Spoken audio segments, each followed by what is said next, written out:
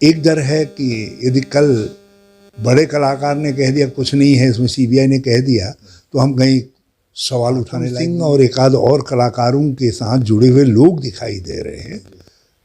वो नाम बड़ी घबराहट हो रही है उन नामों को जी लेने में। नमस्कार, मैं पहाड़ी शहजाद अली और आप देख रहे हैं लोक साक्षी न्यूज। पूर्व मुख्यमंत्री हरीश रावत जी के साथ बैठने का एक फिर अवसर मिला है और बहुत मुद्दे हैं बात करने के लिए उत्तराखंड में, लेकिन फिलहाल जो ज्वलंत मुद्दे हैं वो भर्ती प्रक्रिया को लेकर के हैं। भर्ती प्रक्रिया को जिस तरह से सवाल उठ रहे हैं, जांच में आए दिन नए खुलासे हो रहे हैं, नई गिरफ्तारियां हो रही हैं, उस पर हरीश रावत जी की प्रतिक्रिया लेंगे।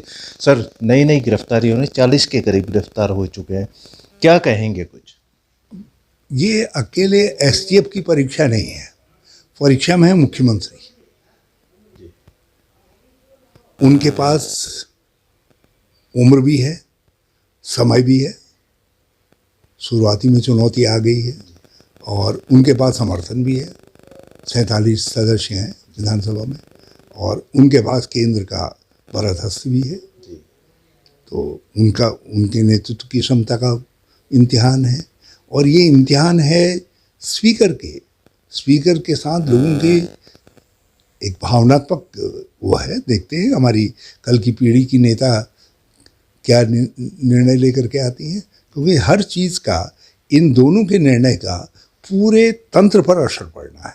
तो इसलिए मैंने ये कहा कि मैं इन पर छोड़ता हूँ 2 महीने, देखते हैं क्या करते हैं।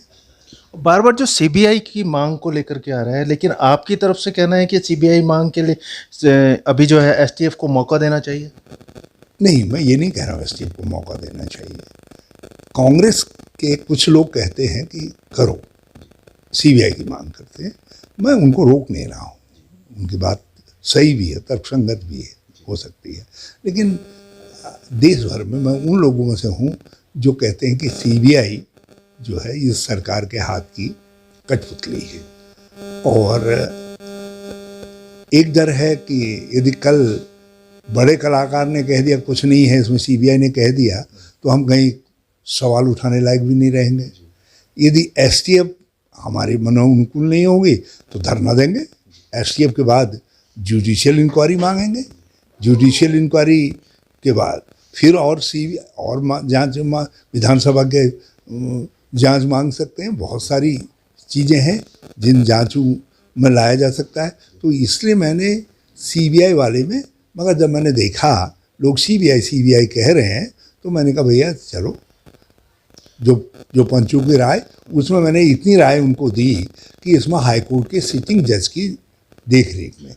लेकिन रावत जी, जो मुख्य व्यक्ति पकड़ा गया है हाकम सिंह, उसका हाकिम खुद हाकम सिंह का हाकिम कौन है वो तो निकल के अभी तक भी नहीं आ पा रहा है, उस पर कोई काम नहीं। यही तो मुख्यमंत्री की परीक्षा है, क्योंकि जो हाकम सिंह और एक आध और कलाकारों के साथ जुड़े हुए लोग दिखाई दे रहे हैं, वो नाम बड़ी घबराहट हो रही है उन नामों को लेने में।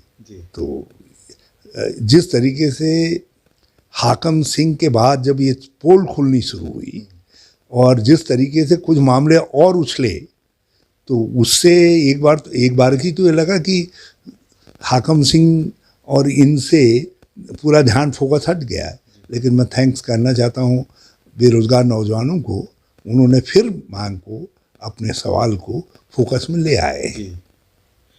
सर, यूके SSS के साथ साथ ही विधानसभा बैकडोर का मामला भी आ गया और उसमें कहीं ना कहीं गोविंद सिंह कुंजवाल जी भी उस लपेटे में आ चुके हैं। उनका खुद का बयान आया, सब कुछ नियमानुसार है। प्रेमचंद अग्रवाल जी बोल रहे हैं नियमानुसार हुआ है। दोनों भर्तियों को कैसे देखें? इसीलिए देखिए, इसको थोड़ा सा समझ लीजिए। 2000 में ये निर्णय विधानसभा ने लिया कि स्पीकर नियुक्ति कर दें। स्पीकर ने उसके लिए उत्तर प्रदेश विधानसभा की जो नियमावली थी उसके अंतर्गत नियुक्तियां की। अब उनमें से जो नियुक्तियां की, उस समय भी ये सवाल उठे। एक मंत्री के बेटे को आज जो शायद सेक्रेटरी या नीचे पदों पर जो आज सेक्रेटरी वो हुए हैं, वो भी उस समय नियुक्त हुए। और ये सब लोग उसी तरीके से नियुक्त हुए जैसे गोविंद सिंह कुंजवाल जी के समय में हुए।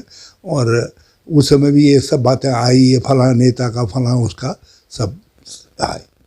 बल्कि अब उनमें से कुछ लोगों को रेगुलर भी कर दिया गया है, और वो भी गोविंद सिंह जी के कार्यकाल में हुआ। मेरे पास प्रस्ताव लेकर के आए थे, तो हमने कहा नहीं, ये विधानसभा में अनिश्चय में नहीं रहना चाहिए, यदि ये ड्यू है इनका।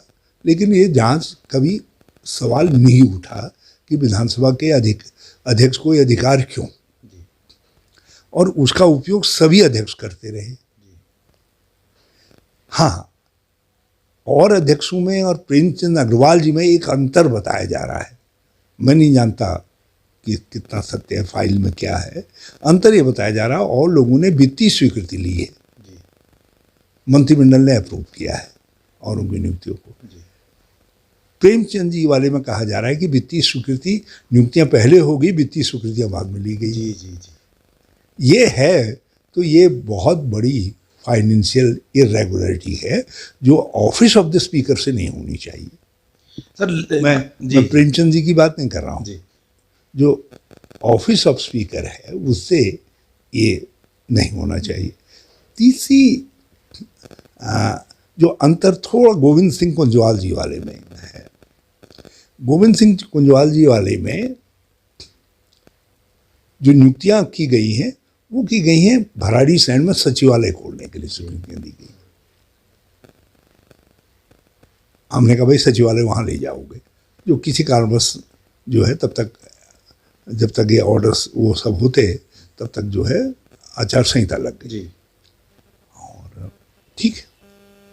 दूसरी अंतर यह है कि उन नियुक्तियों को चुनौती मिली न्यायालय में, और न्यायालय में हाई कोर्ट के चीफ जस्टिस की बेंच ने और सुप्रीम कोर्ट के चीफ जस्टिस की ऑर्डर पढ़ा है हमने। हाँ, दोनों ने जो है उसको तर्कसंगत, विधि संगत माना है।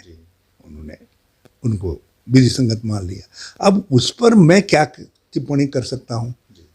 तो एक बात लोगों ने कहा कि साहब उन्होंने अपने पुत्र और बहू को नियुक्त किया है, तो इसलिए मैंने ये कहा, और कहा लोगों ने कि और नेताओं ने भी अपने लोगों को नियुक्त कराया है।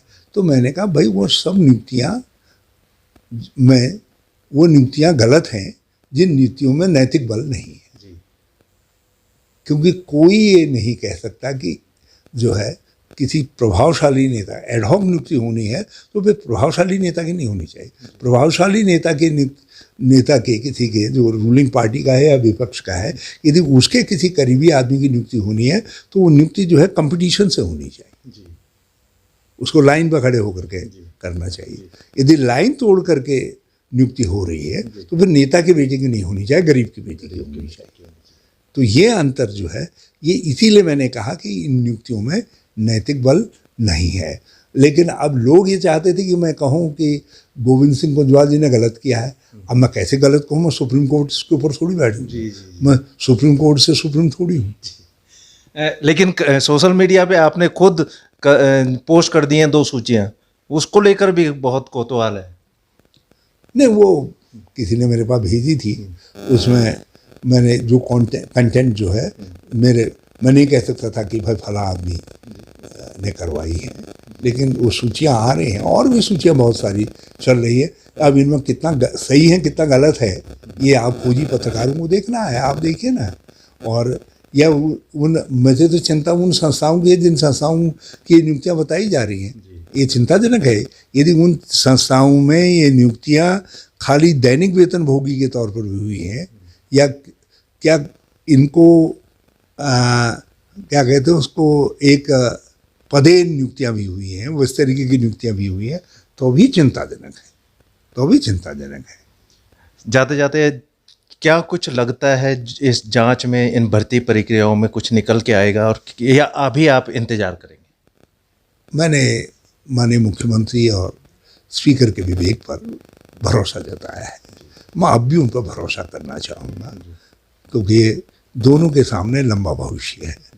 और क्या करते, जाते जाते ये भी कहेंगे कि देखते हैं कि क्या कुछ इन जांच में निकल करके आता है। और रावत जी, समय देने के लिए बहुत धन्यवाद। Thank you.